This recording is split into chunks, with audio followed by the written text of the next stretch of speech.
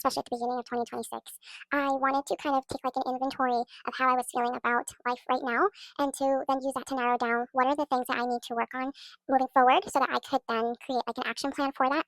So I think a good way to start is to look at the wheel of life. You could Google it and find the wheel that I'm talking about. You could even go to Canva and print out like an actual wheel that someone made. I think there's several versions. I would rather just write it out. And these are the 8 areas of life that I chose. So spirituality, health and fitness, money, career, uh, social and friends, family, personal growth, and hobbies. And for this video, I only focused on planning out 3 of these areas. For each one, I expanded on, taking stock of the situation by writing it out. And I had some prompts, at least for this one, that really helped me. How do I feel in my body at this moment? Is there anything I'm concerned about? And where am I in terms of strength and endurance?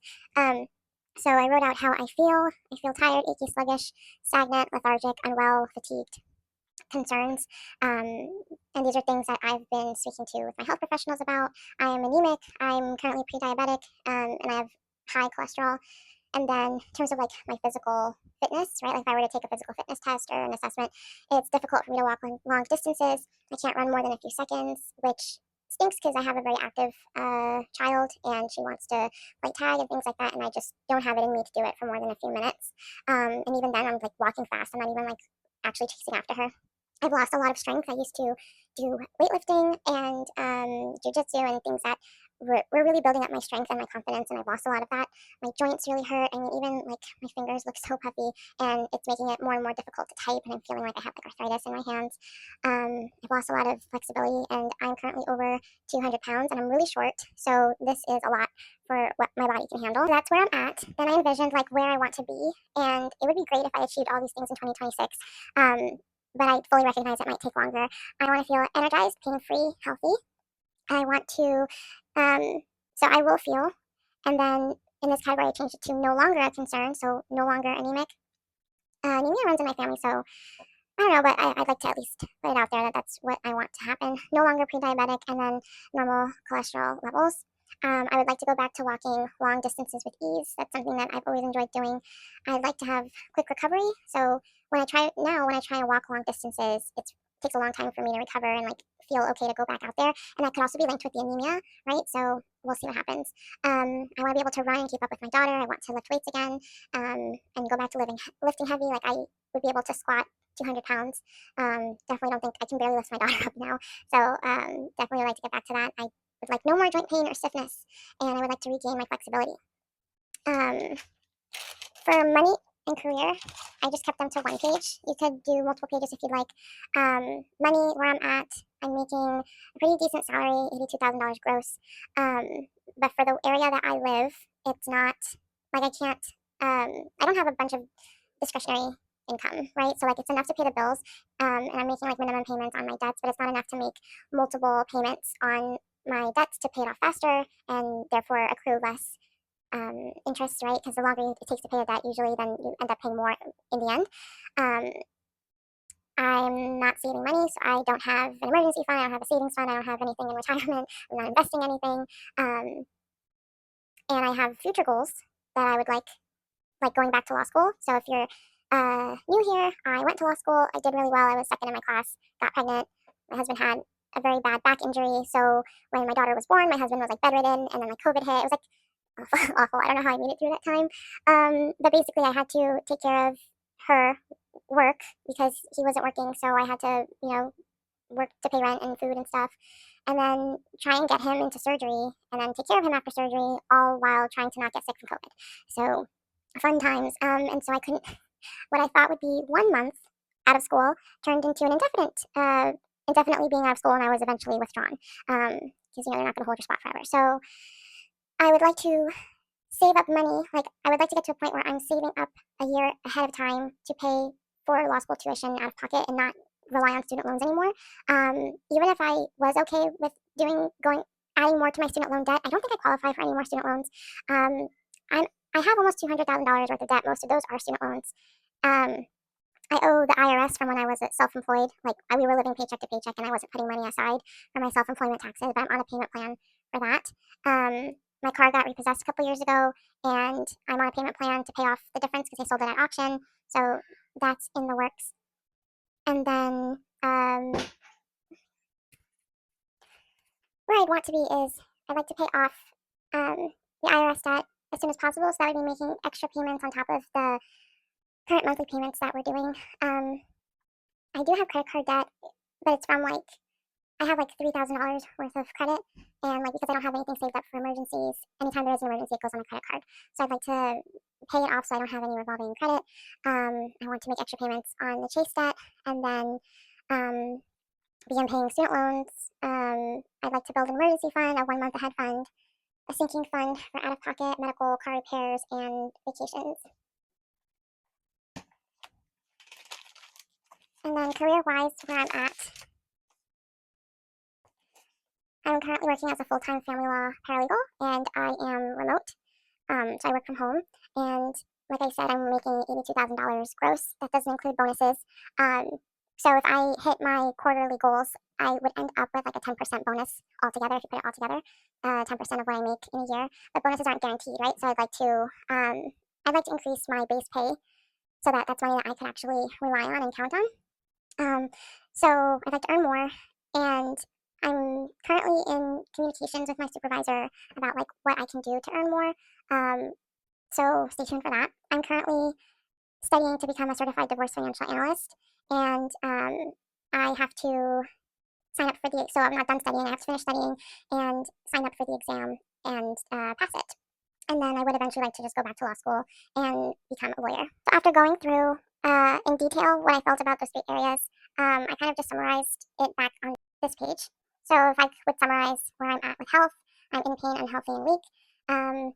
With money, I have a lot of debt, no savings. I'm earning a good salary but need more income to pay off debt, save, and put towards retirement. And career-wise, unless I change legal areas, so I work in family law. Family law is not one of the best paid areas in terms of like being a paralegal. What I'm making now is probably some of the highest. I have seen places where they can pay a paralegal $120,000, but like the work-life balance definitely wouldn't be there. So I think for the work-life balance that I have at my job and for what I'm making, I'd rather stay where I'm at. But if not, then the other possibility would be to completely change areas of law. So, for example, working in-house, working in intellectual property, those are generally paid really well. The problem is that a lot of those areas don't they're not looking for entry level. They're not looking to train people. So I'm at a disadvantage. I'm at a disadvantage there. Like it's not as easy for me to pick up like a corporate paralegal job. I know there's a lot of jobs where they say they want 1 or 2 years of experience, and people without the experience will apply anyway, and they might get the job. That's less likely in these areas of law. So I'm still, doesn't stop me from I've applied in the past, but just saying it's less likely. Or obtain more certifications. So I'm hoping that once I get my CDFA, that in itself would get me more money at my current place. I'm also asking them like what else they want. What other certifications would they be interested in me getting that would justify getting a raise? But if not, then I feel like I've pretty much peaked in the family law area. The other cool thing though about having a CDFA is that I could start a side business with that. And when I told my boss that I was getting a CDFA or was working towards it, she actually even suggested that I could start like a side business with it. And I live in a different state from where I work, so if I kept the business local, there probably wouldn't be any conflicts of interest. Anyway, here's where I want to be. I want to be in good health, pain-free, physically stronger, and I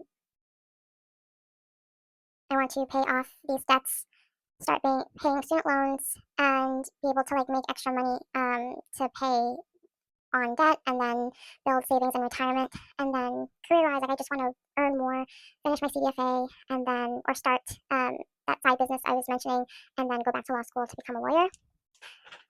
Having goals is great, but like if you don't, or at least if I don't create a plan, it's less likely going to happen. So I started writing out my action plan, and I'm trying to make smart goals. So like specific, measurable, attainable, realistic, and then time-based.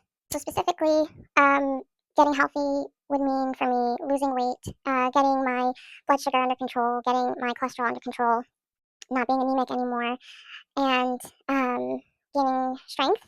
Like I've lost a lot of weight in the past before I got pregnant, and I kept it off for like 9 years.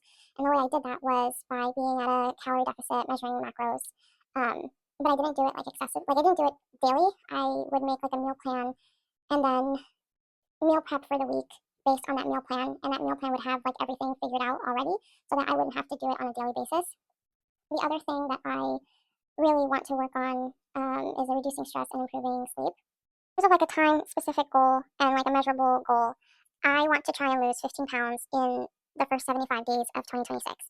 Why? Because in one of the conversations that I've had with medical professionals, um, you know, they've recommended multiple times that I need to lose weight and that in losing weight it could help me with my prediabetes and my cholesterol, etc.